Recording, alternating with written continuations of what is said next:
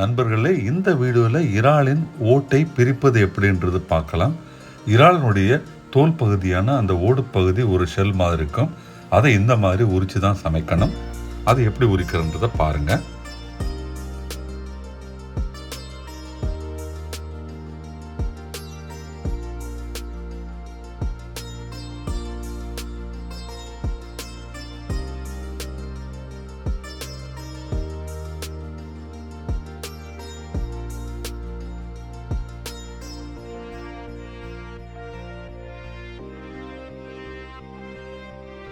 இறாலுடைய தோலெல்லாம் உரித்து இறால் ரெடியாக இருக்குது. ஆனால் இப்போவும் நம்ம டைரெக்டாக சமைக்கக்கூடாது.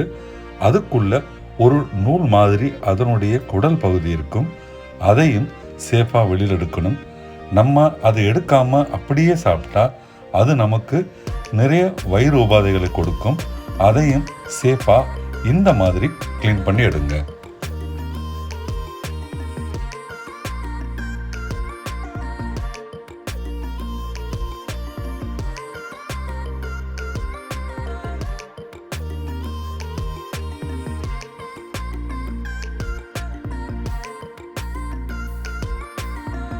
இறால் மேலே இருக்கிற அந்த ஓடு மாதிரி இருக்கிற அதனோட தோலை பிரிச்சுட்டு அதனுடைய வயிற்று பகுதிக்குள்ளே இருக்கிற அந்த நூல் மாதிரி இருக்கிற குடலையும் பிரிச்சுட்டு இப்போ இறாலை சமைக்கலாம்னா அதுவும் தப்பு. அதுக்கு முன்னால் இறாலை மஞ்சள் போட்டு இந்த மாதிரி கழுவி நல்லா சமைச்சு சாப்பிடுங்க.